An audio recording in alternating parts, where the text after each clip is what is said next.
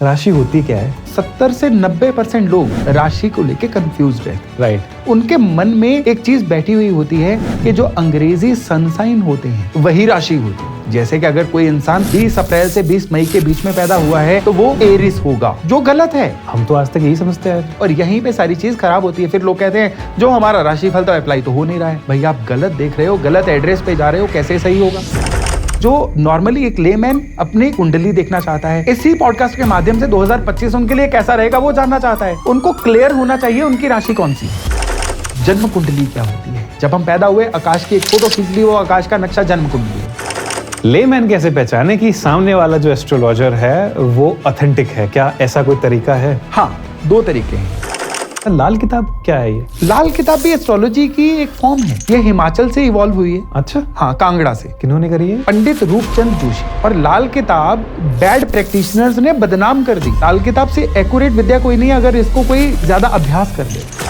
तो 2025 में कैसा रहेगा राशिफल, प्लीज बताइए हमें। जी बिल्कुल, देखिए द हिमाचली पॉडकास्ट। 2025 आने वाला है और 2025 एस्ट्रोलॉजिकली आपके लिए क्या लेकर आएगा, आज का एपिसोड इस बारे में है।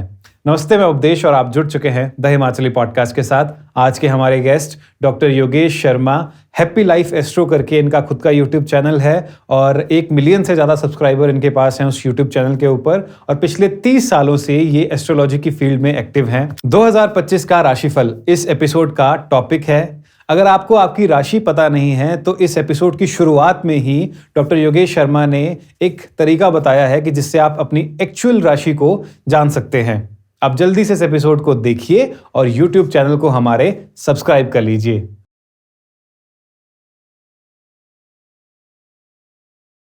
कैसे हैं sir? All good sir. Thank you so much, आप यहाँ आए पहले तो। धन्यवाद। आज हम बात करने वाले हैं 2025 को लेके। जी। 2025 को लेके और राशिफल को लेके। जी। सबसे पहले शुरुआत करते हैं, हमें बेसिक से बताइए राशि होती क्या है? बिल्कुल, बहुत ये वैलिड सवाल है, बड़ा वैलिड कंसर्न है कि राशि होती क्या है। मैं कहूंगा 70 से 90% लोग राशि को लेके कंफ्यूज रहते हैं। राइट। क्यों कंफ्यूज रहते हैं? कि उनके मन में एक चीज बैठी हुई होती है कि जो अंग्रेजी सनसाइन होते हैं वही राशि होती है। राइट। जैसे कि अगर कोई इंसान 20 अप्रैल से 20 मई के बीच में पैदा हुआ है तो वो एरिस होगा, जो गलत है। अच्छा। ये वेस्टर्न एस्ट्रोलॉजी है। इसका हमारी आज की चर्चा से कोई लेना देना नहीं है। इसका हमारे जो राशिफल होते हैं उनसे कोई लेना देना नहीं है। हम तो आज तक यही समझते आए थे। यही गलत है और यहीं पे सारी चीज खराब होती है। फिर लोग कहते हैं जो हमारा राशिफल तो अप्लाई तो हो नहीं रहा है। भाई आप गलत देख रहे हो, गलत एड्रेस पे जा रहे हो, कैसे सही होगा? तो फिर सही क्या है? वो भी मैं आपको बताता हूं, लेकिन उससे पहले जान लीजिए कि राशि जो होती है ये अपने आप में थोड़ा सा कंफ्यूजिंग वर्ड हो जाता है। कई बार किसी टर्मिनोलॉजी में यूज होता है लग्न राशि। यस। कई बार किसी टर्मिनोलॉजी में यूज होता है चंद्र राशि। राइट। और कई बार किसी टर्मिनोलॉजी में यूज होता है नाम राशि। यस। और फिर अभी जो हम बात कर रहे हैं सन साइन। अब बातों में ही 4 राशियां तो यहां पे आ गई। Right. It's very confusing. It is very confusing. और ये सारी टर्मिनोलॉजी है उनके लिए जो एस्ट्रोलॉजर हैं, लेकिन जो नॉर्मली एक लेमैन अपनी कुंडली देखना चाहता है, इसी पॉडकास्ट के माध्यम से 2025 उनके लिए कैसा रहेगा वो जानना चाहता है। उनको क्लियर होना चाहिए उनकी राशि कौन सी है। राइट। तो उसके लिए ज्यादा कोई दिमाग नहीं लगाना है, बस मोबाइल पकड़िए, हर एक के हाथ में मोबाइल होगा। ठीक है। ज्यादातर हमारी ऑडियंस जो है ये पॉडकास्ट को मोबाइल पे देख भी रहे होंगे। मैंने पकड़ भी लिया है। मोबाइल पे आप कोई भी वैदिक एस्ट्रोलॉजी ऐप डाल लीजिए। वैदिक एस्ट्रोलॉजी, ठीक है। जी। ओके। उसमें से कई ऐप निकल के आ जाएंगे। मैंने डाला वैदिक एस्ट्रोलॉजी, चलो सबसे ऊपर आ रहा है एक एस्ट्रो सेज कुंडली करके। ठीक है, that is one of the leading apps. आप वही डाल लीजिए। मैं वही डाल लेता हूँ अज्यूमिंग। हाँ जी। ठीक है। और इसको डालने के बाद जब आप इसमें अपने पर्टिकुलर डालेंगे date of birth time, okay, तो एक बर्थ चार्ट निकल के सामने आ जाएगा। मुझे एग्जैक्ट तो पता नहीं है बट टेंटेटिव मुझे पता है कि क्या था। ठीक है। ओके। आप टेंटेटिव ही डालिए। ठीक है। क्योंकि यहाँ पे हम एक रेफरेंस ही तो क्रिएट कर रहे हैं। यस। डेट ऑफ बर्थ डालनी है आपने, टाइम ऑफ बर्थ डालना है AM PM समेत। ठीक है। और जिस जगह पे आपका, जिस शहर में बर्थ हुआ है, आप गांव वगैरह मत डालिए, डिस्ट्रिक्ट हेडक्वार्टर विल डू। मेरा तो शिमला में हुआ है। बिल्कुल, यू आर लकी एनफ कि आप डिस्ट्रिक्ट हेडक्वार्टर में ही हुए हो। यस। तो उसके बाद जो बर्थ चार्ट निकल के आएगा उसमें आपकी राशि छिपी हुई है, एज सिंपल। ठीक है। वैसे तो ऐप अपने आप में राशि बता देगी, लेकिन आज मैं जो आपको एक क्लू देने वाला हूं, उसके बाद आप किसी की भी राशि आसानी से देख सकते हो। अच्छा ठीक है, ये एक मैप आ गया है, जैसे कि अज्यूमिंग आपको दिख तो रहा नहीं होगा, बट आप जब कर रहे होंगे तो आपको समझ में आ जाएगा कि क्या है। ठीक है जी बिल्कुल। ओके। अब इसमें सारे प्लैनेट्स आ रहे हैं, ठीक है। और प्लैनेट्स के आगे कुछ नंबर्स लिखे हुए हैं। 12। ये जो नंबर्स हैं यही सारी खेल है। ठीक है। अब जो नंबर्स हैं इनमें कैसे है कि हर नंबर एक राशि को डिनोट कर रहा है। ठीक है। और जिस नंबर के आगे चंद्रमा यानी मून लिखा हुआ है वो आपकी राशि है। ओके। सारा खेल उसी चीज का है। जैसे इस पे MO, राइट? MO। तो जैसे इसमें 7 के आगे लिखा हुआ है। हाँ जी, तो 7 है ना। अब मैं 1 से लेके 12 तक नंबर और राशियां बोल रहा हूं। ओके। आप इसी वीडियो को हमारे ऑडियंस जो है पॉज करके वो नोट कर सकते हैं। ठीक है। कि जहां 1 लिखा होगा उसका मतलब एरिस यानी मेष है। ओके। जहां 2 लिखा होगा उसका मतलब वृष यानी टॉरस है। 3 लिखा होगा जहां पे वो मिथुन यानी जेमिनाई है। 4 कर्क यानी कैंसर। 5 है लियो यानी सिंह। 6 है कन्या यानी वर्गो। 7 है तुला यानी लिब्रा। 8 है स्कॉर्पियो यानी वृश्चिक। 9 है धनु सेजिटेरियस। 10 है मकर दैट इज कैप्रिकॉन। 11 है एक्वेरियस यानी कुंभ। और 12 है मीन पाइसेस। ये 12 राशियां हैं। अब जैसे आपका मून 7 के आगे लिखा है, Yes. तो आपकी राशि है तुला। ओके। जो हम अभी राशिफल डिस्कस करेंगे आपने तुला के अनुसार देखना है। ठीक है। लोग कंफ्यूज कहां पे होते हैं, वो सन साइन कि मेरा उस महीने का बर्थ है, तो मेरा अक्टूबर का बर्थ है तो मैं लिब्रा कहलाऊंगा। जब आप कभी किसी वेस्टर्न एस्ट्रोलॉजर से बात कर रहे होंगे, ओके। उनके लिए वो वाले सन साइन चलेंगे। वेस्टर्न एस्ट्रोलॉजी अभी इन्फेंट स्टेज पे है, बचपन की स्टेज पे है। वैदिक एस्ट्रोलॉजी जो हजारों साल से इसके ट्रेसेस हैं, ये टाइम टेस्टेड है। और यहां पे ना लग्न राशि ली है ना नाम राशि ली है। नाम राशि में क्या है कि जिसका नाम का जो अक्षर है उससे रो राशि मान लेते हैं, जिसके कभी एक्यूरेट रिजल्ट नहीं आते हैं। जैसे किसी का नाम आर से है, वो कहेंगे तुला राशि है। ठीक है। वो रॉन्ग हो जाएगा। ओके। आपने सिर्फ चंद्र राशि को जो है रिलाई करना है। क्यों? चंद्रमा जो है हमारा मन है, हमारी डिसीजन मेकिंग है, हमारा बिहेवियर है, हमारे रिएक्शन है। आप जब किसी चीज पे सोचोगे ही नहीं, आप किसी चीज पे रिएक्शन ही नहीं दोगे, किसी भी चीज से इमोशनली नहीं जुड़ोगे, जीवन में कोई नतीजे नहीं आएंगे। पास्ट में आपके साथ जो जो अच्छा हुआ, क्या वो आपके थॉट प्रोसेस और आपके बिहेवियर की वजह से नहीं हुआ? राइट। पास्ट में जो भी आपके साथ बुरा हुआ, क्या उनमें भी यही चीजें शामिल नहीं थी? खाली आपकी बॉडी स्ट्रक्चर से आपके साथ कुछ अच्छा या बुरा हुआ? नहीं, आपके मन की वजह से हुआ, आपके रिएक्शन की वजह से हुआ, आपके जो भी आपने एक्शंस लिए उनकी वजह से हुआ। और ये सारे एक्शंस जो है ये चंद्रमा कंट्रोल करते हैं। मून। जी हाँ, आपके मन को कंट्रोल करता है मून। मन को कंट्रोल करता है, आपके रिएक्शंस को कंट्रोल करता है, आपके बिहेवियर को कंट्रोल करता है।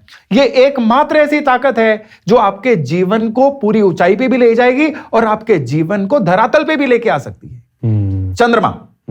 और चंद्र राशि जो होती है, यानी जिस साइन के साथ, जिस राशि के साथ चंद्रमा जुड़े होते हैं, अब ये आपके जीवन का फेट डिसाइड करते हैं। अच्छा। अब बाकी प्लैनेट्स की जो भी मूवमेंट रहेगी किसी एक साल में, वो चंद्रमा के कॉन्टेक्स्ट में हम देखेंगे। अच्छा। चंद्रमा हमारा एक कॉन्टेक्स्ट पॉइंट है कि हमारा मन किस कॉन्टेक्स्ट में 2025 में बिहेव करने वाला है। ये राशिफल कहलाता है, एज सिंपल। तो 2025 में कैसा रहेगा राशिफल, प्लीज बताइए हमें। जी बिल्कुल, देखिए हर राशि के लिए 2025 यूनिक रहने वाला है, बिल्कुल नई तरह का रहने वाला है। सबसे पहली बात, मैं न्यूमरोलॉजी पे नहीं जाऊंगा कि 2025 का सम टोटल क्या है और ये मंगल ग्रह से जनरेटेड है, इन चीजों में मैं नहीं जाऊंगा। क्योंकि मेरा यहां पे आज डिस्कशन का विषय वस्तु केवल और केवल प्लैनेट्स हैं, एस्ट्रोलॉजी है। ओके। और अगर मेष राशि जो जोडियक में नंबर 1 जिसको असाइन हुआ है उसकी बात करें, तो यहां पे आप 2025 में देखेंगे कि इन लोगों के लिए नेटवर्किंग बहुत बढ़ने वाली है। अच्छा। इन लोगों के लिए कुछ ऐसे नए लोग इनके जीवन में आने वाले हैं जो इनके लिए किस्मत का कनेक्शन लेके आएंगे। एट द सेम टाइम ये लोग कुछ ओवर एडवेंचरस होके कुछ ना कुछ इनकम कैसे सोर्सेज तलाशेंगे जो आने वाले कई सालों के लिए इनके लिए ब्रेड एंड बटर का काम करने वाले हैं। जैसे कि कुछ पैरेलल इनकम तलाशना, या जो लोग किसी एक काम से उकता चुके हैं वो अपने काम में कुछ नॉवेल्टी ऐड करेंगे और वही नॉवेल्टी जो है उनके लिए फुल टाइम काम बन जाएगी। लेकिन ठीक इसी समय पे जो स्टूडेंट्स हैं ना मेष राशि वाले, वो अपनी पढ़ाई से डिटैच हो जाएंगे। अच्छा। ज्यों ही नया एकेडमिक सेशन शुरू होगा ना, मेष राशि वाले स्टूडेंट्स के लिए कुछ ना कुछ डिस्ट्रैक्शंस, या कुछ ना कुछ ऐसा माहौल बनना शुरू हो जाएगा कि वो पढ़ाई से डिस्ट्रैक्ट होना शुरू हो जाएंगे। तो मेष राशि वाले जितने भी लोग हैं, पहली बात तो ये है, वो स्टूडेंट हो, वो नौकरी पेशा हो, वो व्यापारी हो या वो कुछ और भी कर रहे हो, डिस्ट्रैक्शन तो हर एक के लिए किलर है ना। राइट। डिस्ट्रैक्शन से 2025 में बचना है। लोगों के थ्रू कृपा आनी है, नए लोग मिलने हैं और उनके थ्रू ही इनके जीवन में नया अध्याय लिखा जाना है। अच्छा। तो जितना ज्यादा ये विजिबल रहेंगे, जितना ज्यादा ये नए नए लोगों से मिलेंगे, पुराने खोए हुए रिलेशंस को रिवाइव करेंगे, उतना ज्यादा 2025 इनके लिए जबरदस्त रहने वाला है। जिनके लिए आपने बोला स्टूडेंट्स के लिए सही नहीं रहने वाला इस वाली पर्टिकुलर राशि की, तो उनके लिए क्या रेमेडीज हैं? उनके लिए 2 रेमेडीज हैं। पहले मेरी रेमेडीज हमेशा जो है ना वो कर्म से जुड़ी हुई होती है। अच्छा। तो पहला है कि उनको अपने जीवन में अब क्या है, मेडिटेशन ऐड करनी होगी। अच्छा। उनको अपने जीवन में थोड़ा कॉन्शियस रहना होगा कि अगर मैं डिस्ट्रैक्ट हो रहा हूं, क्यों हो रहा हूं। जर्नलाइजिंग करना, डायरी लिखना, अपने आप को इवैल्यूएट करना, ये इसी का पार्ट है। तो इससे डिस्ट्रैक्शन से बचा जा सकता है। अब आती है एस्ट्रोलॉजी की रेमेडी। इस केस में इनको क्या करना है, महीने में एक बार चावल और चीनी ये डोनेट करते रहना है। चावल चंद्रमा, चीनी मंगल। चंद्र और मंगल की चीजें ये जितनी डोनेट करते रहेंगे उतना इनकी डिस्ट्रैक्शंस कम होंगी। मन जो है वो अपने फोकस से, अपने टारगेट से जुड़ा रहेगा और फिर 2025 जो है इनके लिए रहेगा सुपर गुड। नेक्स्ट राशि। अब हम बात करते हैं वृष यानी टॉरस राशि की, जिसको इस सीक्वेंस में नंबर 2 अलॉट हुआ है। वृष राशि वालों के लिए ये जो साल रहेगा ना, ये पैसे के मामले में बड़ा जबरदस्त रहने वाला है। अच्छा। जो है इस साल का पहला क्वार्टर बीतेगा ना, यानी पहले 3 महीने बीतेंगे, पहले 3 महीने तैयारियों में बीत जाएंगे। इनको लगेगा जो चल रहा था वही चल रहा है, कुछ भी नया नहीं हो रहा है। लेकिन जो ही अप्रैल मई का महीना चढ़ना शुरू होगा, इनके काम में, इनके रेवेन्यू सोर्सेज में, इनके इनकम लाने के तरीकों में कुछ ना कुछ इंक्रीमेंट्स आनी शुरू हो जाएंगी, कुछ बदलाव आने शुरू हो जाएंगे। और फिर ये जो बदलाव हैं ये इनके लिए लगातार गेन्स का कारण बनेंगे। लेकिन ठीक उसी समय पे इनके घर में कुछ माहौल ऐसा नेगेटिव रह सकता है जिसकी वजह से इनकी कितनी ही प्रोडक्टिविटी जो है उन कलेशों को निपटाने में जा सकती है। हाँ, और वहां पे इनका एनर्जी ड्रेन ऐसा हो सकता है कि जितने भी इनके रेवेन्यू के सोर्सेज बढ़े थे ना, वो पूरी तरह से इनकैश ना कर पाए। तो यहां वाइट क्या है, वाइट है इनके लिए कि इनकी लाइफ में जो रिसोर्सेज हैं वो बढ़ेंगे, रेवेन्यूज बढ़ेंगे, लेकिन ग्रे एरिया कौन सा है कि इनके जो पर्सनल लाइफ की कुछ प्रॉब्लम्स हैं वो ऐसे बढ़ जाएंगी कि वो इनके लाइफ में आते हुए मौके टच एंड गो वाला सिस्टम बन सकता है। तो इनको क्या करना चाहिए फिर? इनको क्या करना चाहिए, सबसे जरूरी उपाय इनके लिए है कि लेट गो बढ़ाएं। अच्छा। हर चीज से चिपक के ना बैठें। जरूरी नहीं है हर बात का जवाब दिया जाए, जरूरी नहीं है हर चीज में हेड ऑन काउंटर किया जाए, कुछ चीजों को छोड़ देना बेहतर होता है। ऐसे लोग जो वृष राशि के हैं, क्रिएटिव फील्ड में एक्टिव हैं, तो आप कह रहे हो कि ट्रोलर्स अगर ट्रोल कर रहे हैं तो उनके साथ लड़ने मत पड़ जाओ। बिल्कुल, देखिए यहाँ पे ट्रोलर बाहर से नहीं आएंगे, कमेंट बॉक्स में नहीं आएंगे, घर से आएंगे। अच्छा। रिश्तेदारी से आएंगे, क्लोज सर्किट से आएंगे। तो इनको क्या करना है, उनसे उलझना नहीं है। हाँ। इनको बिल्कुल इग्नोर करना है, as if they are invisible. ये मंत्र मान लेंगे तो फिर 2025 जो है इनके लिए इतना मनी गेन वाला बन जाएगा कि पैसा गिनते गिनते थक जाएंगे ये। अब वृष राशि जो है ना, इनकी खूबसूरती क्या है कि ये मटेरियलिस्टिक राशि है। इनको पता होता है पैसे की भाषा क्या होती है, इनको पता होता है कमाना कैसे है। इनको जब भी पैसा आएगा ना, पैसे की अपॉर्चुनिटी तो ये सूंघ के पहचान लेंगे। लेकिन अब अपॉर्चुनिटी क्या करेगी जब मन ही कहीं और है। इसलिए एक सिंगल एजेंडा रख लें कि इनके इस साल में रेवेन्यू बढ़ाने, कमाई के रास्ते में जो दिक्कतें आनी है ना, इन्होंने इग्नोर करनी है। इतना कर लेंगे, इसको उपाय समझ लो, इसको नसीहत समझ लो, जो मर्जी समझ लो। अगर ये लेट गो बढ़ा लेंगे ना तो फिर 2025 इनके लिए सुपर इनकम वाला साल बन जाएगा। लेट गो कैसे बढ़ाएं फिर वो बताएं आप। अब देखिए, इसकी कोई दवाई नहीं है, इसकी कोई जड़ी बूटी नहीं है, इसका कोई इंजेक्शन नहीं है। लेट गो बढ़ाने के लिए आपको अपना मन बड़ा रखना पड़ेगा। लेट गो कब बढ़ती है, जब आपके सामने उससे कोई बड़ा टारगेट होता है। जब आपके पास करने को कुछ और नहीं होता है ना, फिर लेट गो नहीं बढ़ती है। जब अब आपने सोच लिया ना 2025 में इनकम में बढ़ना है, जब आपने सोच लिया कि ये चीज आपके इनकम के रास्ते में आएगी, अब लेट गो आप बढ़ा ही लोगे।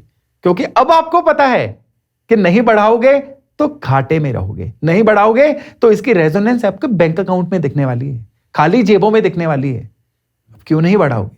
जब आपके पास एक मोटिवेशन है लेट गो बढ़ाने की, खास करके पैसे से बड़ी मोटिवेशन क्या होती है?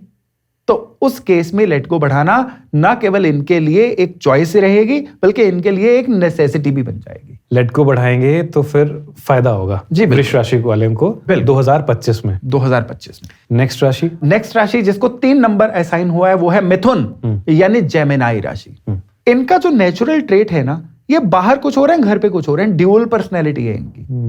हिपोक्रेट है? हिपोक्रेट नहीं है, नहीं, वो नेगेटिव वर्ड है। अच्छा। ड्यूअल पर्सनैलिटी है, यानी जो घर पे है वो फैमिली मैन है, अच्छा। लेकिन जो बाहर है ये टोटली वर्कमैन है। ओके। और इनके लिए खास चीज क्या है? इनकी जो वोकल कैपेबिलिटीज हैं कमाल हैं, हेल्पफुल ये जबरदस्त हैं। और इनके लिए सबसे बड़ी बात क्या है कि इनका जो इंटेलेक्चुअल लेवल है वो ज्यादातर लोग इनसे मैच ही नहीं कर पाते। ये इतने इंटेलेक्चुअल लोग होते हैं। और 2025 जो है ये इनके लिए क्या संदेश लेके आ रहा है? इनके लिए 3 तरह के संदेश लेके आ रहा है। पहला तो ये कि इस साल में इनके प्रोफाइल में कोई नई नॉलेज, कोई नई स्किल जुड़ने वाली है। ओके। दूसरा, इनके लिए कुछ जर्नीज ज्यादा संभव होने वाली हैं। तीसरा, ये बहुत ज्यादा बिजी होने वाले हैं और उस बिजी होने की वजह से इनके कई रिलेशन इनसे छूटने वाले हैं, कई पुराने दोस्त छूटने वाले हैं, कई लव्ड वन छूटने वाले हैं। क्यों? क्योंकि इस समय में काम इनकी प्रायोरिटी में जो अभी तक 2024 तक चौथे 5वें नंबर पे चल रहा था ना, अब एकदम से जम करके पहले नंबर पे आ जाएगा। और जो पहले नंबर पे थे रिश्ते, वो खिसक के चौथे 5वें 6ठे नंबर पे चले जाएंगे। कईयों के 10वें नंबर पे भी जा सकते हैं। ये पेन का कारण भी बनेगा और गेन का कारण भी बनेगा। तो जो आप कह रहे हो कि कईयों के 9वें 10वें नंबर पे भी चले जा सकते हैं, जी, ये किस चीज पे डिपेंड करता है? इनके काम में ज्यादा बिजी होने की वजह से जब ये अपने रिश्तों को टाइम नहीं दे पाएंगे, अच्छा, केवल उस वजह से इनके नियर वंस इनसे रूठ जाएंगे। इस साल में जो इनका केतु का गोचर चल रहा है, जो इस साल में इनके लिए जुपिटर की पोजीशन चल रही है, वो इसी तरह के नतीजे इनके लिए लेके आने वाली है। और फिर ये जो नतीजे हैं ना, ये इनके लिए गेन का कारण तो बनेंगे, लेकिन रिश्तों में पेन का कारण बनेंगे। रिश्तों में पेन से बचना है ना, तो इनको फिर क्या करना है? वर्क लाइफ बैलेंस जो है वो करना है। ये इनको अपनी स्मार्टनेस खुद दिखानी है, which is very tough these days. It is never tough, it is as per the choice, As per the priority. जैसा आपने वृष राशि के समय पे पूछा था कि लेट गो कैसे बढ़ाई जाए, तो यहां पे ये सवाल भी आ सकता है कि वर्क लाइफ बैलेंस कैसे किया जाए। तो ये इनके लिए डिपेंड करेगा कि इनके दिमाग में प्रायोरिटी किस चीज की है। जिस चीज की प्रायोरिटी होगी ये कर लेंगे। यहां पे उपाय दे रहा हूं बड़ा जबरदस्त, जो इनके लिए पैसे में भी सहायता करेगा और इनके लिए रिश्तों में इनका एक तालमेल बिठाने में भी सहायता करेगा। ये उपाय जुड़ा हुआ है मंगल और चंद्रमा से अगेन, लेकिन डिफरेंट तरीके से। इनको रोजाना ब्रेकफास्ट में दूध में थोड़ा सा हनी डाल के पीना है। अगर कोई मेडिकल कंडीशन ऐसी है जिसमें मीठा कंज्यूम नहीं किया जा सकता है तो 1-2 बूंद डाल लो। अगर मेडिकल कंडीशन सही है तो 2-3 चम्मच हनी के डालो। रोजाना इनको पीना शुरू करना है। फिर देखिए किस तरह से इनके जीवन में चंद्रमा की एनर्जी, मंगल की एनर्जी अच्छे से एस्टैब्लिश होती है, रिश्तों में भी मधुरता आती है, अलोंग विद मनी। दोनों की दोनों चीजें इस समय में इनके लिए सही से सेटल होंगी। थोड़ा सा लॉजिकली समझा पाएंगे आप ये दूध और हनी का? दूध चंद्रमा का सिंबल है, हनी मंगल का सिंबल है। अच्छा। लेकिन ये हर राशि के लिए इक्वल काम नहीं करते हैं। हर राशि के लिए प्लैनेट्स की तहसीर बदलती है, हर राशि के लिए प्लैनेट्स के ऑब्जेक्ट्स या एलिमेंट्स बदलते हैं। अब दूध और शहद जो हैं ये वृष या मेष के लिए काम नहीं करेंगे। मेष वाले ये रेमेडी कर लेंगे, एग्रेसिव हो जाएंगे। वृष वाले ये रेमेडी करेंगे, सुस्त हो जाएंगे। लेकिन मिथुन के लिए ये रेमेडी चमत्कार का काम करेगी। तो इस तरह से दवाई है ना एक किस्म से, तो दवाई जो है ये हर राशि के अनुसार चेंज होती है। बट बी एश्योर्ड कि ये बहुत ही सेफ और बहुत ही इफेक्टिव रेमेडी है। नेक्स्ट राशि, अब कर्क राशि की बात करते हैं, जिसको ज़ोडिएक में 4 नंबर जो है वो दिया गया है, कैंसर। कर्क राशि जो है ये बहुत ही मधुर लोग होते हैं। इनको मदर बोला गया है। मदर क्यों बोला गया है? Mother cares for all. तो ये केयरफुल होते हैं, जिम्मेदार होते हैं, लेकिन इमोशनल बड़े होते हैं। और यही इमोशंस इस साल में इनके लिए नुकसान का कारक बनने वाली है। कर्क राशि के लिए ऑलरेडी शनि का एक बड़ा पेनफुल सा फेज चल रहा है, जिसको ढैया बोलते हैं। गुड न्यूज ये है कि 2025 में ये ढैया मार्च महीने में खत्म हो जाएगा। अच्छा। फिर इनके लिए रिलीफ का फेज शुरू होगा, लेकिन ये रिलीफ इमीडिएट नहीं होगी, क्योंकि शनि जो अपने 2.5 साल से फुटप्रिंट छोड़ के गए हैं ना, उनको निपटने में और 6 महीने लग जाएंगे। तब तक 2025 बीतने पे आ जाएगा। लेकिन गुड न्यूज इनके लिए ये है कि जुपिटर इनके लिए 3 गुड न्यूज लेके आ रहे हैं। 1 नहीं, 2 नहीं, 3। पहली गुड न्यूज ये है कि वो कर्क राशि वाले जिनको काम नहीं मिल रहा था, नया काम मिल जाएगा। दूसरी गुड न्यूज ये है कि वो कर्क राशि वाले जो विदेश जाके सेटल होना चाहते थे, उनके लिए फॉरेन जाने के रास्ते क्लियर हो जाएंगे। तो आप ये कह रहे हो कि कनाडा और ऑस्ट्रेलिया जाने वाले जो इच्छुक लोग हैं, जिनकी राशि अपनी कर्क है, उनके लिए 2025 उनको एश्योर्ड हो जाना चाहिए। अच्छा। और तीसरी जो गुड न्यूज इनके लिए है कि अगर इनकी कोई पुरानी पेमेंट या कोई पुरानी प्रॉपर्टी की पोजेशन रुकी हुई थी, अब वो आ जाएगी। अच्छा। लेकिन यहाँ पे दिक्कतें क्या क्या आएंगी कि ये किसी लालच के वशीभूत होकर गलत जगह पे पैसा इन्वेस्ट कर सकते हैं। दूसरी इनके लिए यहाँ पे दिक्कत एक आ सकती है कि ये प्रोक्रास्टिनेशन का शिकार हो सकते हैं, काम को टालना, कल पक्का। ये चीजें 2025 में जो इनके लिए अच्छी न्यूज भी है ना, उसको भी थोड़ा सा माइल्ड कर सकती हैं। तो इनको सबसे पहले तो कैलोरी बर्निंग करनी है। कोई जिम ज्वाइन करें, कोई सैर करे, कोई किसी भी तरह से पसीना बहाए। ये कर्क वालों के लिए जरूरी है। एक्टिव रहना है, एनर्जी लेवल्स को अप रखना है। उपाय भी 3 दे रहा हूं इनके लिए। एक तो ये कैलोरी बर्निंग वाला उपाय, दूसरा उपाय इनके लिए है इनको वाटर कंजम्पशन बढ़ानी है, पानी दिन में खूब पीना है। और तीसरी रेमेडी इनके लिए जो सबसे जरूरी रेमेडी है वो है आवारा कुत्तों की सेवा करना, स्ट्रे डॉग्स। अच्छा। जितना ये स्ट्रे डॉग्स की सेवा करेंगे, ये केतु से जुड़ी हुई रेमेडी है। ओके। ये इनके लिए धन के लाभ का कारण बनने वाली है 2025 में। ये करेंगे तो फिर कर्क राशि के लिए 2025 जो है ये ढैये के बाद का साल है, और ये इनके लिए हर तरह की रिकवरी का साल बन के सामने आएगा। ओके। नेक्स्ट राशि। अब राशि की बात करते हैं हम, सिंह यानी लियो, जो ज़ोडिएक में 5 नंबर की राशि है। यह राशि जो है नेम एंड फेम दिलाएगी 2025 में सिंह राशि वालों को। क्या प्रॉमिस मतलब देगी ये कि प्रोमिनेंट हो जाएंगे, फेमस होंगे, जो भी इनका डोमेन है, जो भी इनकी स्किल्स हैं, वही इनके लिए प्रसिद्ध होने का कारण बनेंगी। ओके। लेकिन जीवन साथी से अनबन दिलवाएंगी ये चीजें। बिना बात के लाइफ पार्टनर से कोई ना कोई डिफरेंस ऑफ ओपिनियन बना रहेगा। इनकम के नए सोर्सेज बनेंगे। इनकम के नए सोर्सेज के अलावा एक साथ पैरेलल इनकम के सोर्सेज भी बनेंगे। खास करके सिंह राशि वाले वो लोग जो मीडिया से जुड़े हुए हैं, कंस्ट्रक्शन इंडस्ट्री से जुड़े हुए हैं, या फिर हॉस्पिटैलिटी इंडस्ट्री से जुड़े हुए हैं, उनके लिए यह फेज रहेगा सुपर गुड। और जो लोग डेस्क जॉब से जुड़े हुए हैं, उनके लिए ये बहुत ही ज्यादा बिजी रहने वाला साल होगा। लेकिन बिजी रहते हुए प्रमोशंस भी देगा, इनके काम की रिकॉग्निशन भी देगा, और साथ ही साथ इनको लाइफस्टाइल डिसीजेस भी देगा। आप कह रहे कॉर्पोरेट में जो लोग काम कर रहे हैं, जी हाँ, जिनकी राशि सिंह है, हाँ जी, उनके लिए ये प्रमोशंस वाला साल है। इनके काम को रिकॉग्निशन देने वाला साल है, या अच्छी एस्केलेशन पे किसी और जगह पे जाके नए प्रोफाइल में नई जॉब लेने का भी साल है। लेकिन साथ में डिसीजेस भी। पर सर, जब बीवी के साथ ही नहीं बनेगी, घर पे कलेश ही बने रहेंगे, तो क्या करेंगे? अब जो सितारे कह रहे हैं, मैं तो खबरें पढ़ रहा हूँ जी। Yes, right. हाँ जी। तो मतलब क्या यहाँ पे चॉइस नहीं है, क्या लेना है तो दोनों लेने होंगे, छोड़ना है तो दोनों छोड़ने होंगे। मतलब प्रमोशन हो रही है पर बीवी के साथ भी घर पे कलेश पड़ा हुआ है। जी हाँ। कैसे बैलेंस बनाए बंदा? इसमें बैलेंस बनाने के लिए सबसे पहले तो जो हमारे पुराने समय से एक मंत्र चलता आ रहा है कि बीवी के सामने चुप हो जाओ, ये करना होगा। इससे बड़ा that is wife is always right. इससे बड़ा कोई मंत्र ही नहीं है। इससे बड़ा कोई मंत्र ही नहीं है। लेकिन जोक्स अपार्ट, यहां पे सीरियसली एक उपाय करना होगा, और ये उपाय है कि बेडरूम में जो शयन कक्ष में 2 प्रिकॉशंस लेनी है। पहली कि सनसेट के बाद, नॉर्मली बेडरूम सनसेट के बाद ही यूज होता है, नो आर्गुमेंट्स आफ्टर सनसेट। दूसरा, बेडरूम में हनी की एक शीशी बेड साइड पे भर के रखिए। कंज्यूम करने हैं, करते रहिए, लेकिन शहद हमेशा प्रेजेंट रहना चाहिए बेड साइड पे। अच्छा। ये इस नेगेटिविटी को काउंटर करेगा। और यहां पे एक छोटी सी रेमेडी है, और ये रेमेडी रहेगी अमावस वाले दिन। दोनों मियां बीवी किसी प्राचीन मंदिर में जाके एक गाय के घी का दिया जला के आए। अच्छा। ये पूरा साल में 12 महीने करना है। 12 अमावस आएंगी, 12 की 12 अमावस को ये उपाय करना है। फिर देखिए किस तरह से मैरिड लाइफ भी अच्छी रहती है। बल्कि जीवन साथी की सलाह, यहां पे केवल मैं पत्नी की बात नहीं कर रहा हूं, मैं स्पाउस की बात कर रहा हूं। जीवन साथी की सलाह, उनके सितारे भी सिंह वालों के लिए तरक्की करने के लिए काम आएंगे। अच्छा। हाँ जी। थोड़ा और प्रकाश डालो इस पे। देखिए, इसमें प्रकाश ये है कि कई बार जीवन साथी जाने अनजाने में ऐसी सलाह दे जाता है जो बड़ी काम की सलाह होती है, लेकिन सितारे ऐसे होते हैं कि हम उनको अनसुना कर देते हैं।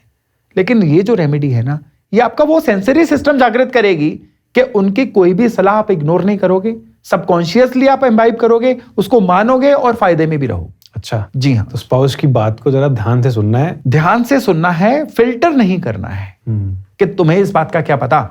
अनजाने में उनके बात से मैसेज निकालना सीखिए, उनकी बातों को एक्सट्रैक्ट करना सीखिए। अच्छा, जैसे जिप फाइल होती है, एक्सट्रैक्ट करती है ना, यस, हमें उनकी बातों को अनजिप करके एक्सट्रैक्ट करना है। फिर देखिए सिंह राशि वालों के लिए 2025 जो है कितना वैल्यूएबल रहता है, सडन गेन्स का रीजन बनता है। तो यू आर सेइंग कि सीधे उसको रिसाइकल बिन में नहीं डाल देना है। जी हाँ, तो कंज्यूम करना है उसको, एक्सट्रैक्ट करके, बिल्कुल इंस्टॉल करना है, इंस्टॉल करना है उसको। जी हाँ। फायदा देगी। जी। नेक्स्ट राशि, छठे नंबर की राशि है कन्या यानी वर्गो। अब कन्या राशि भी जो है ये मर्क्यूरी की राशि है। चतुर चालाक लोग हैं, एनालिसिस करने वाले लोग हैं, सयाने लोग हैं, व्यापारिक बुद्धि के लोग हैं, मटेरियल गेन्स, मटेरियल पोजेशंस इनको अच्छी लगती हैं और अपने पोजेशंस को शेयर करना इनको बहुत अच्छा लगता है।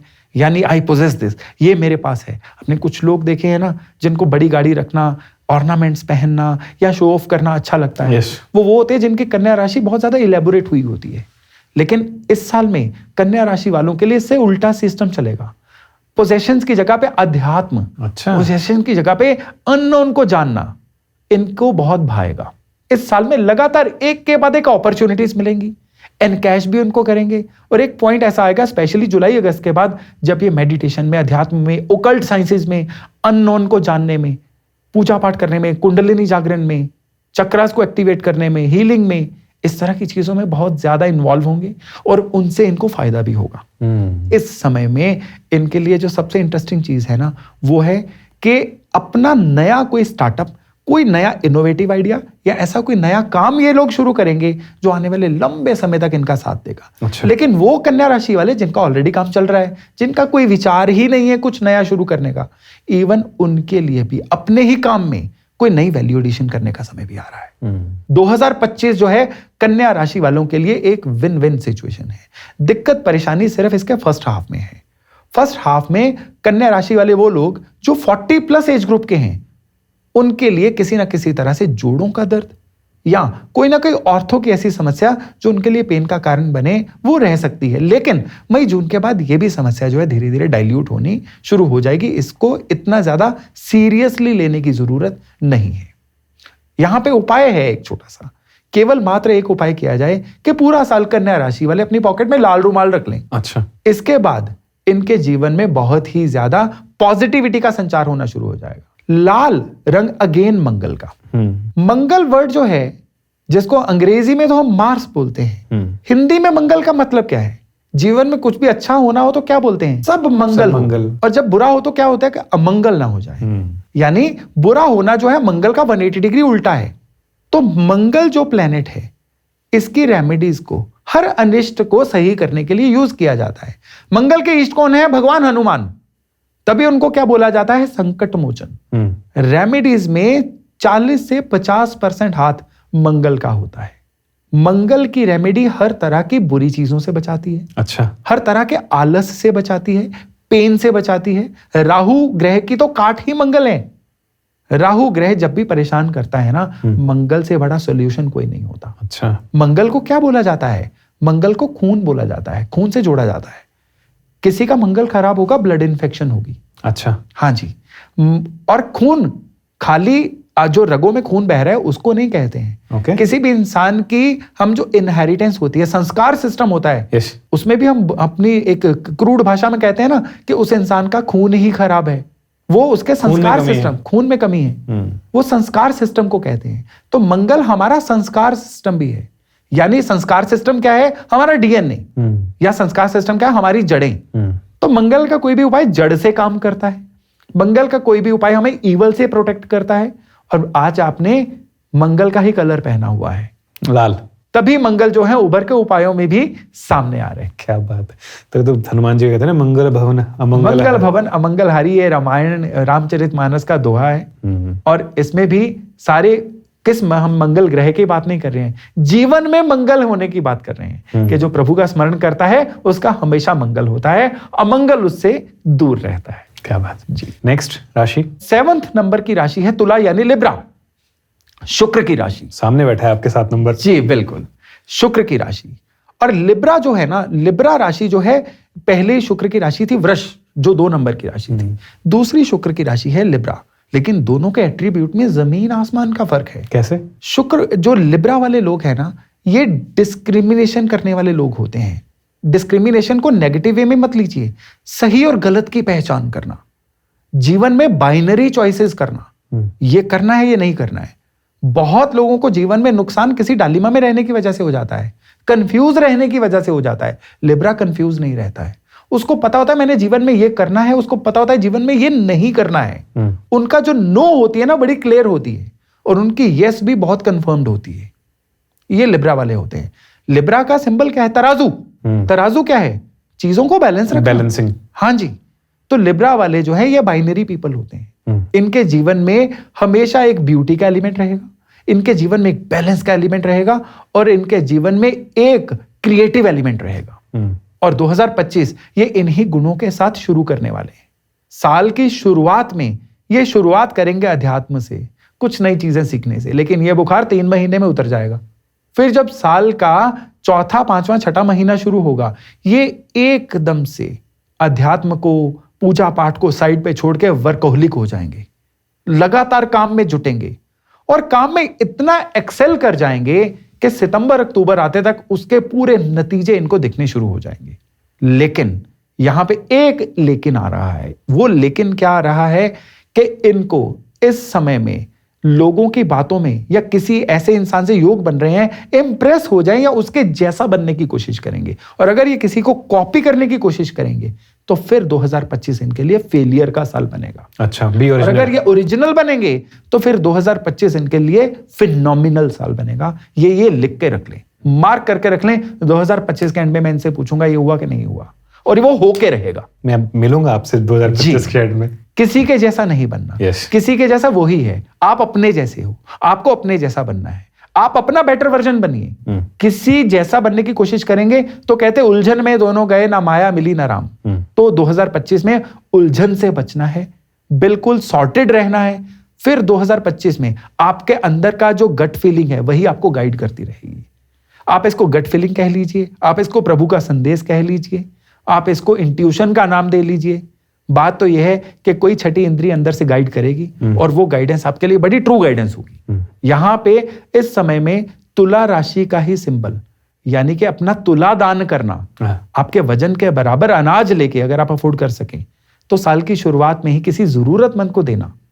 जरूरतमंद के नाम पे ना लोगों के मन में एक ज्यादातर दिमाग में आता है हाउस हेल्प। क्योंकि लोग पेन नहीं लेना चाहते, जो सामने जरूरतमंद है उसको दे दिया। हाँ, इस पे थोड़ा डिटेल में बताओ। जरूरतमंद की परिभाषा ये आपकी डिस्क्रिशन है। आप किसको जरूरतमंद मान रहे हो? ये आपके मनस को, आपके सबकॉन्शियस को पता है कि आपके हाउस हेल्प जरूरतमंद नहीं है। वो सैलरी ले रहे हैं और वो आपका जो भी बचा है वो ले जाते हैं, और बहुतों से अच्छे हैं वो। आपने जरूरतमंद देखना है, गाड़ी में सामान रखिए, रात को निकलिए ना, आपको कई भूखे लोग मिल जाएंगे, कई सर्दी से परेशान ठिठुरते लोग मिल जाएंगे, गर्मियों में आपको साधन विहीन, छत विहीन लोग मिल जाएंगे। जो इंसान जरूरतमंद को ढूंढ के उसकी सहायता करेगा, फल उसको मिलेगा। स्पेसिफिकली तुला राशि। ये मैं इस उपाय के थ्रू आपको जरूरतमंदों की परिभाषा बता रहा हूं। राइट। कि जरूरतमंद आपको ढूंढना पड़ेगा। अगर आप यहां पे ही काम चोरी की तो शुरुआत होती है, कौन ढूंढेगा, ये है तो वो आपसे कमतर है, बहुतों से बेहतर है। आपको ये देखना है। आप सड़क पे कोई रिक्शा पुलर जो बेचारा थका हुआ है उसको ढूंढिए, उसको रोकिए, उसको सरप्राइज दीजिए ना, उसके रिक्शा पे सामान रखिए कि जा बेटा ले जा।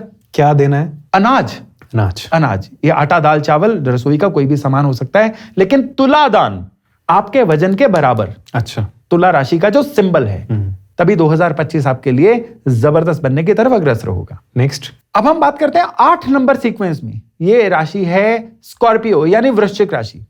अब ज़ोडिएक में ना इसको बहुत अच्छे रिमार्क्स नहीं मिले हुए हैं। क्यों नहीं मिले हुए हैं? है मंगल की राशि, लेकिन ये मंगल का पॉजिटिव साइन नहीं है। अच्छा। मंगल का पॉजिटिव साइन था एरिस, जो जीवन की शुरुआत का कारक था।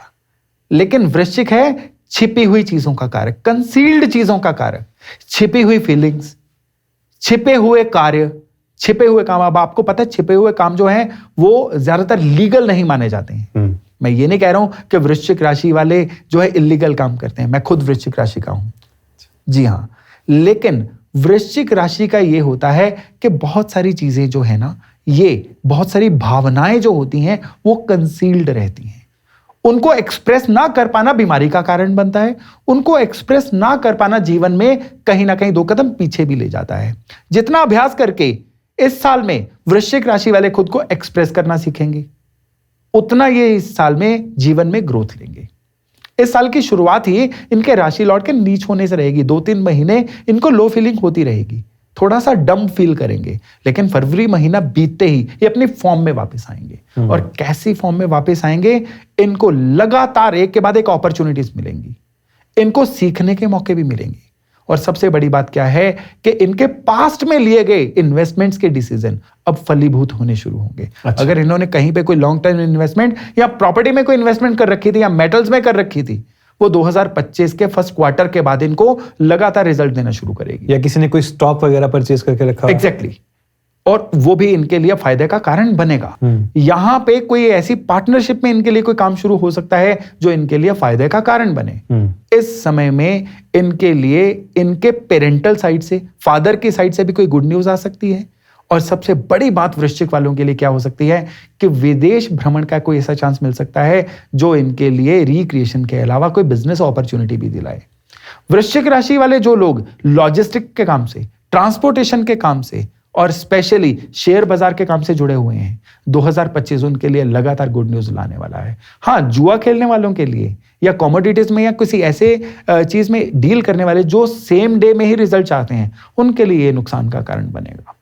रिस्क लेना मना है, प्लान करके चलना, एनालिसिस करके चलना 2025 वृश्चिक वालों के लिए बड़ा जबरदस्त गेन लेके आएगा। हाँ, पेट की हेल्थ की ध्यान रखना होगा। डाइजेशन सिस्टम लगातार धोखा देता रहेगा, बदलता मौसम इनको बीमार करता रहेगा, उसके लिए इम्यूनिटी इनको बढ़ानी पड़ेगी। आपने बोला फादर की तरफ से भी गुड न्यूज आ सकती है। हाँ जी। कैसे? जैसे कि पिताजी की तरफ से कोई प्रॉपर्टी इनको दे दी जाए, अच्छा, या पिताजी की तरफ से कोई ना कोई ऐसा रुका हुआ फैसला रिलीज हो जाए जो इनके लिए पास्ट में पेन का कारण बन रहा था। अच्छा, कुछ ना कुछ ऐसा। ये गुड न्यूज कई तरह की हो सकती हैं। कई वृश्चिक राशि वाले ऐसे हैं जिनके पिताजी से संबंध सामान्य नहीं चल रहे थे, वो उनके लिए संबंध सामान्य होना ही गुड न्यूज हो जाएगी।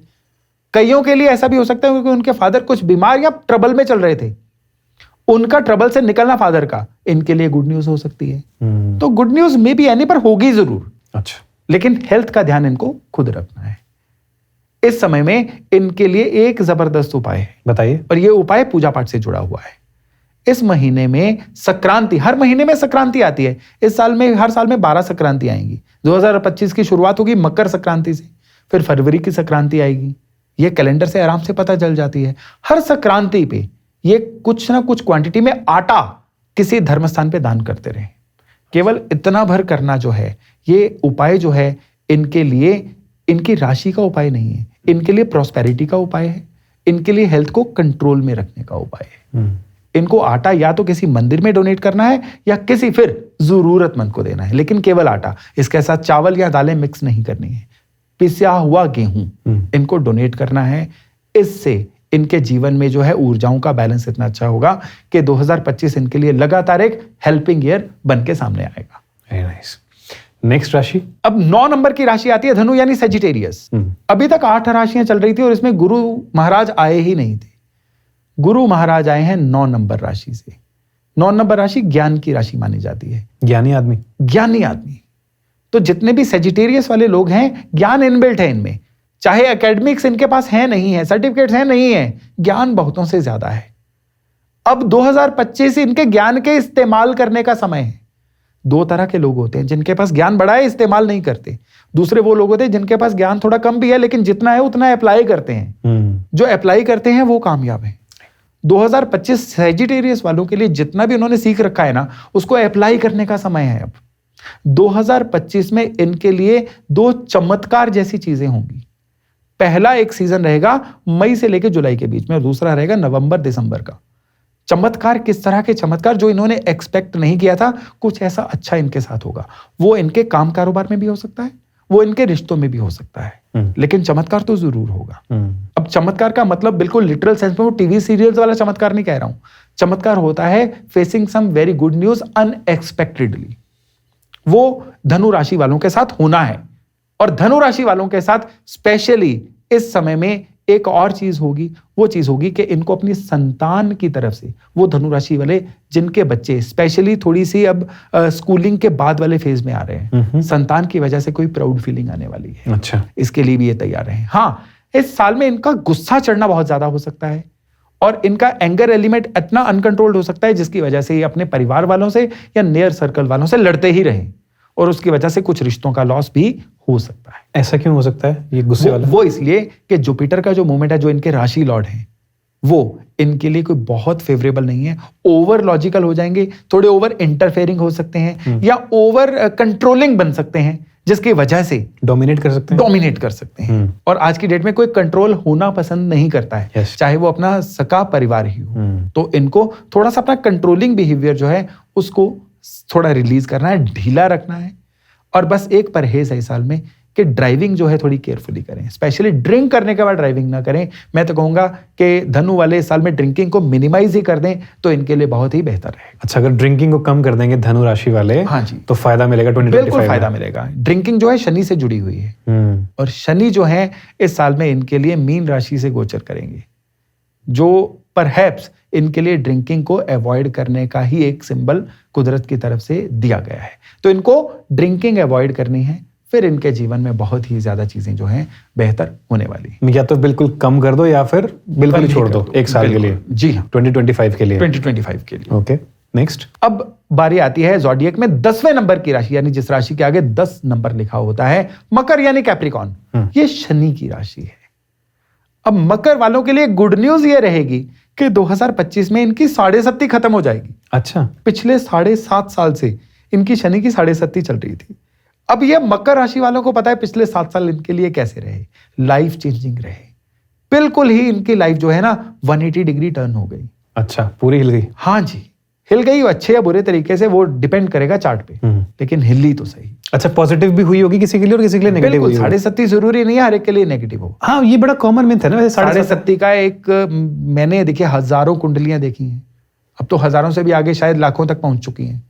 उसमें से 7.5 का जो कंसेप्ट है वो डिफरेंट है। कभी एक और पॉडकास्ट 7.5 पे करेंगे हम, ठीक है। उसमें एक एवरेज होती है कि 40% लोगों के लिए 7.5 जो कंस्ट्रक्टिव होती है और 60% लोगों के लिए ये दिक्कत वाली होती है। मतलब 7.5 हमेशा नेगेटिव ही नहीं है। नेगेटिव हमेशा नहीं है, क्योंकि हमारे पास ना सिर्फ फ्रेज में यूज किया जाता है ना कि ओहो, अरे काहे कि 7.5 चल रही है यार। हाँ, इसको तो कहावत में यूज किया जाता है। यस, और बहुत नेगेटिवली यूज किया जाता है। जिसको एस्ट्रोलॉजी के बारे में पता भी नहीं है उसको भी 7.5 शब्द पता है कि अरे 7.5 चल रही है, 7.5 चल रही है। नहीं साहब, सही नहीं चल रहा है यार इनका। नहीं, ऐसा बिजनेस में लॉस हो गया। ऐसा नहीं है। देखिए, हमें बेसिक्स क्लियर होने चाहिए। शनि कर्म के कारक हैं, काम के कारक हैं, और 7.5 में जो इंसान काम से भागेगा, काम को लगातार बदलता रहेगा, काम से जी चुराएगा, काम को टालेगा, 7.5 उसको बहुत ज्यादा तकलीफ देने जा रही है। शनि को दंड का देवता भी माना जाता है। शनि को किस दंड का देवता माना जाता है? जो पास्ट में आपने काम किए हैं, हाँ। जो आज तक छिपे हुए थे, अच्छा, अब 7.5 में सरफेस अप होके सामने आएंगे। अच्छा, इतना ही है। अगर आपने पास्ट में कुछ भी कंसिडरेबली गलत नहीं किया है तो 7.5 कोई तकलीफ नहीं देखी जी। अच्छा, हाँ जी, 7.5 उल्टे आपको काम करने के नई अपॉर्चुनिटीज देगी। लेना ना लेना आपके हाथ में है। अब किसी इंसान ने पास्ट में, आप सपोज करिए कि कोई ऐसा चीज कर रही थी जो गैर कानूनी थी, लेकिन वो समझ रहा था कि मैंने सिस्टम को बना दिया, अब 7.5 में वो निकल के सामने आएगी। अच्छा, हाँ जी, सोई हुई चीजें जगेंगी। वो पॉजिटिव भी हो सकती है, नेगेटिव भी हो सकती है। नहीं, अब जो कांड किया है वो पॉजिटिव कैसे हो सकता है? नहीं, कांड तो फिर अलग हो गया। हाँ, और पास्ट में अगर उसने इतनी चैरिटी है, इतने लोगों का भला किया था जो रिकॉग्नाइज ही नहीं हुआ था, अब 7.5 में वो रिकॉग्नाइज मतलब पॉजिटिव चीज ऊपर आएगी। पॉजिटिव चीज ऊपर आएगी। आपने कई बार देखा किसी ऐसे इंसान को उठा के मुख्यमंत्री बना दिया गया जो एक सेवक ही था, जिसका पता ही नहीं था कि जिसका पता ही नहीं था, उनकी 7.5 थी। अच्छा, हाँ जी। अब कौन कहता है 7.5 खराब है? चलिए मकर राशि पे वापस आते हैं। ठीक है। तो मकर राशि में 7.5 खत्म हो जाएगी। अब इनकी लाइफ में एक ऑल टुगेदर नया जर्नी, नया चैप्टर शुरू होने वाला है। इसमें अब क्या होगा? सबसे पहले तो इन लोगों को, अगर हम पैसे की बात करें तो पैसे के मामले में बहुत ही फ्लक्चुएटिंग चलेगा। इनका ऐसा एक इंपल्सिव सा बिहेवियर बन जाएगा कि कितने सारे पैसे खर्च कर दिए, जो नहीं जरूरी चीजें थी वो भी ले ली। अगर ये लोग इस साल में अपनी ऑनलाइन एप्स को डिलीट कर देना, बहुत ज्यादा बच जाएंगे। मतलब 2025 में मोबाइल से दूर रहें या ऑनलाइन एप्स को डिलीट कर दें जो शॉपिंग वाली होती है। Amazon, Flipkart, मिंत्रा सब दूर रहो। I will not name it. I am naming it. हाँ। मतलब not just for like Yes, just for the sake of discussion. हाँ। कि इन चीजों से जितना दूर रहेंगे उतना पैसे के मामले में बच जाएंगे। गर्दन को दाएं बाएं घुमाना सीखना होगा। गलत जगह पे ये हाँ करके फंस जाएंगे और जहां पे हाँ करनी थी वहां पे ना करके भी फंस सकते हैं।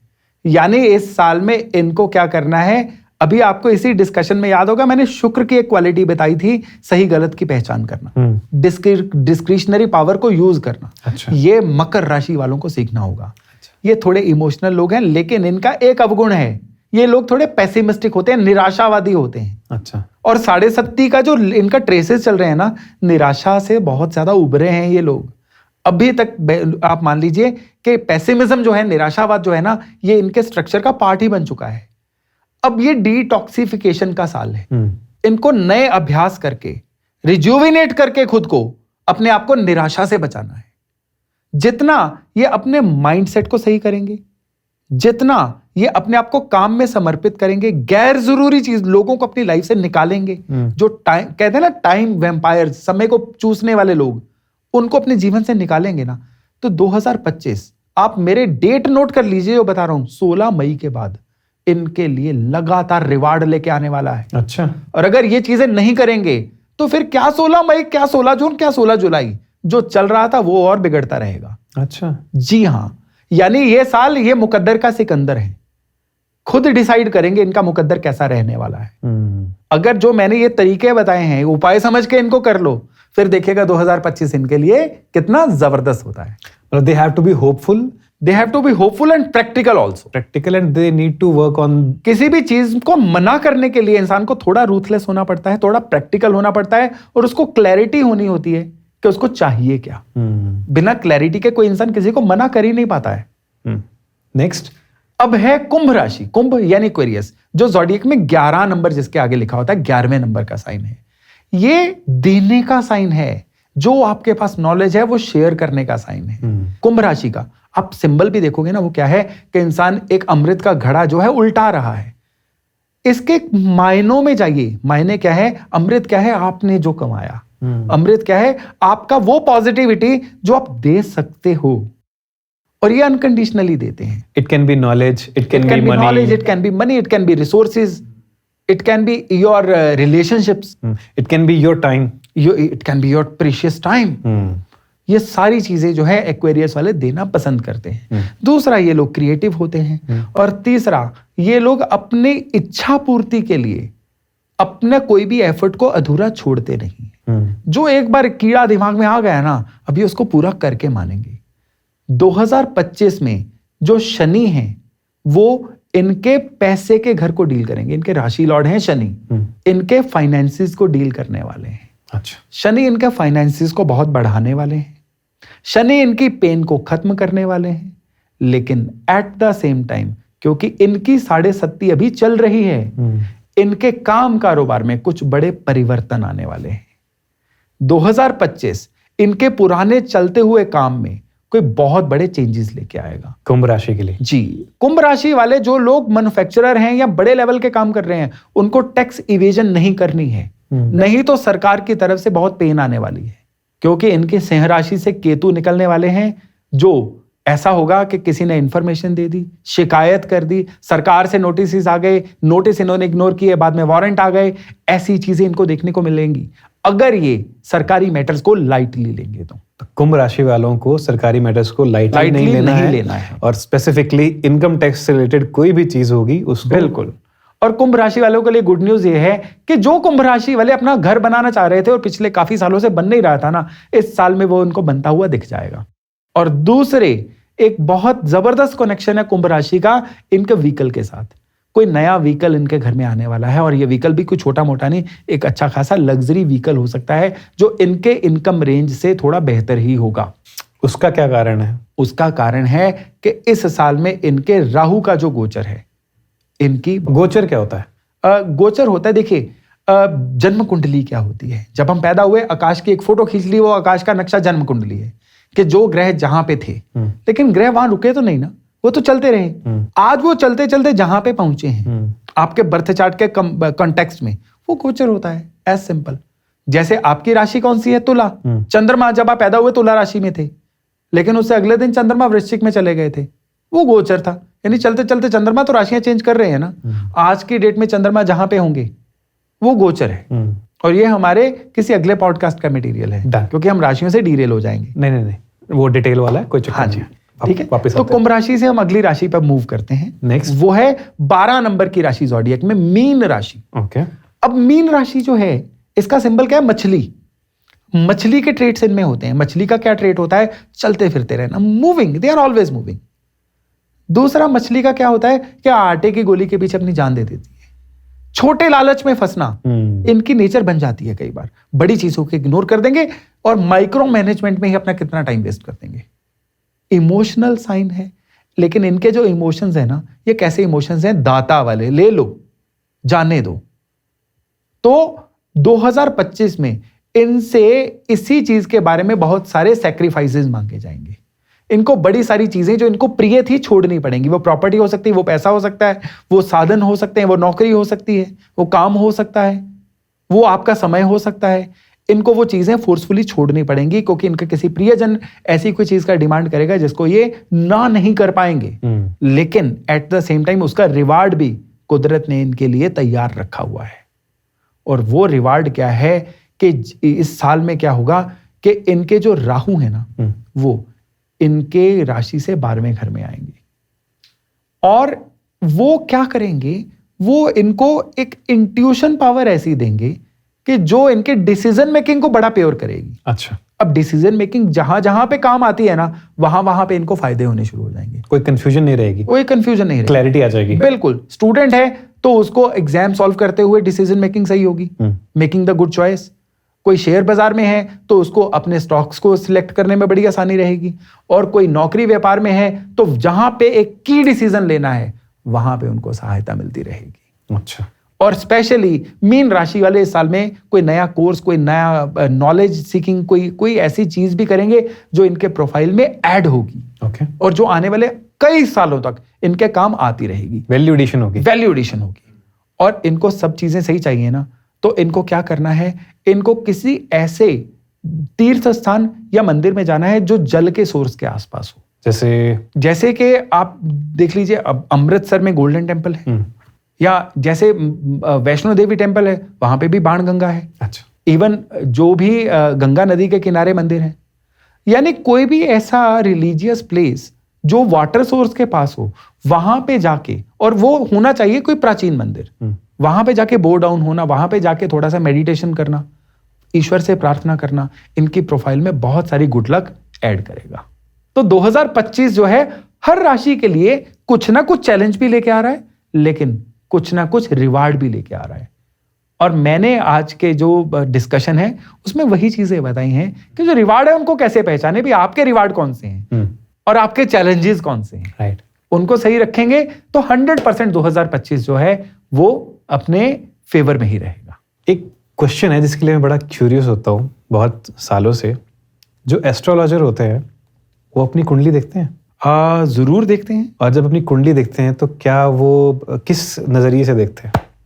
मतलब ठीक है, लॉजिक तो होता ही है, हर चीज का रहता ही है, तो उनके मन में क्या चलता है उस टाइम पे? जैसे आप अपनी कुंडली देखते होंगे जब भी। हाँ जी। तो आपके दिमाग में क्या चलता होगा, एक बिल्कुल थर्ड पर्सन के पॉइंट ऑफ व्यू से? यार देखिए, कभी भी ये झूठ होगा कि अगर मैं कहूँ कि हम अपनी कुंडली को थर्ड पर्सन के पॉइंट ऑफ व्यू से देखते हैं। हम अपनी कुंडली को जब देखते हैं, कोई भी इंसान जब अपने लिए देखेगा ना तो वो बायस्ड होगा। कोई डॉक्टर अपने सिम्टम्स को इग्नोर करके पेशेंट के सिम्टम्स को बहुत न्यूट्रली देखेगा। तो यहाँ पे जब हम 4 एस्ट्रोलॉजर बैठते हैं तो एक दूसरे से अपनी कुंडलियां शेयर करते हैं। अच्छा। ना के पूरी तरह से अपनी कुंडली को देखना, क्योंकि अपनी कुंडली को देखेंगे तो इतना अंदर से बायसिंग होती है कि हम after all we are human beings, तो उन चीजों को इतना लॉजिकली हम नहीं ले पाते। अच्छा। लेकिन कुंडली देखने में हमें रैशनल अप्रोच चाहिए होती है, लॉजिकल और थोड़ा सा बिल्कुल हट के डिटैच होके और खुद के प्रति डिटैचमेंट अगर कहें तो वो सिर्फ किताबों में या बातों में या योगी लोग लेके आ सकते हैं। एक नॉर्मल मैं तो अपने आप को नॉर्मल इंसान कहता हूं भाई, कम से कम मैं तो नहीं ला पाता हूं अपने लिए। तो जैसे बार्बर एक दूसरे के बाल काटते हैं, वैसे ही एस्ट्रोलॉजर बिल्कुल। भी एक दूसरे की कुंडली देखते हैं। कौन सा डॉक्टर अपनी सर्जरी खुद कर सकता है? अगर मैं कहूं कि मैं बिल्कुल अपनी कुंडली को ऐसे देखता हूं, मैं झूठ बोल रहा हूं, फिर वो गलत बात है, वो नहीं होता है। आप किसको दिखाते हो अपनी कुंडली? देखिए, हमारा फोरम है, हमारे एस्ट्रोलॉजी के व्हाट्सएप पे ग्रुप्स बने हुए हैं। कुछ ऐसे हैं जिनके साथ 30 साल पहले यात्रा शुरू की थी, कुछ बाद में ऐड होते गए। कुछ मेरे ऐसे स्टूडेंट्स भी हैं जो अब बहुत वेल ऑफ हैं एस्ट्रोलॉजी में, सभी से डिस्कशंस होती हैं। एक out of the context question है नेक्स्ट। किसी को अगर अपना एस्ट्रोलॉजी में फ्यूचर देखना है, तो कुछ गाइडेंस दीजिए ना उनको। देखिए पहले यहाँ पे 2 चीजें हैं। पहली तो है अपने बर्थ चार्ट दिखाइए, उसमें अगर आपका बर्थ चार्ट ऑकल्ट साइंसेस को सीख के उससे फायदा लेने का इंडिकेशन दे रहा है, फिर तो करिए, लेकिन ये तो कुंडली दिखाने के बाद ही पता चलेगा। दूसरा है कि क्या आपको अननोन को जानने की इच्छा है? क्या आप मैथमेटिक्स या कैलकुलेशंस में अपने आप को कंफर्टेबल फील करते हो? क्या आप इंसानी जीवन की जो ट्रेसेस होती है, लेयर्स होती है, उनको जानने के इच्छुक होते हो? क्या आपको इंसानी थॉट प्रोसेस को समझने में मजा आता है?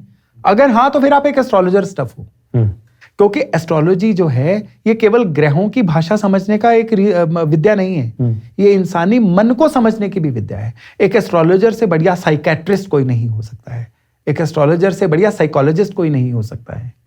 जो कंसल्टेंसी एक एस्ट्रोलॉजर दे सकता है ना, वो साइकेट्रिस्ट भी नहीं दे सकता है। कारण यह है कि अब एस्ट्रोलॉजर को यह भी पता है कि इस इंसान के चंद्रमा केतु एक साथ है, इसलिए ये वाला बिहेवियर हो रहा है। इसको समझाने का तरीका जो है वो इमोशनल रह सकता है कि वो गुस्से वाला रह सकता है, वो लालच रह सकता है कि वो डर रह सकता है। ये उसके राशियां बता रही हैं। ये एस्ट्रोलॉजी से खूबसूरती से और कोई नहीं बता सकता, क्योंकि जो साइकोलॉजिस्ट होगा या साइकाइट्रिस्ट होगा वो हर एक को फ्लैट वे से देखेगा।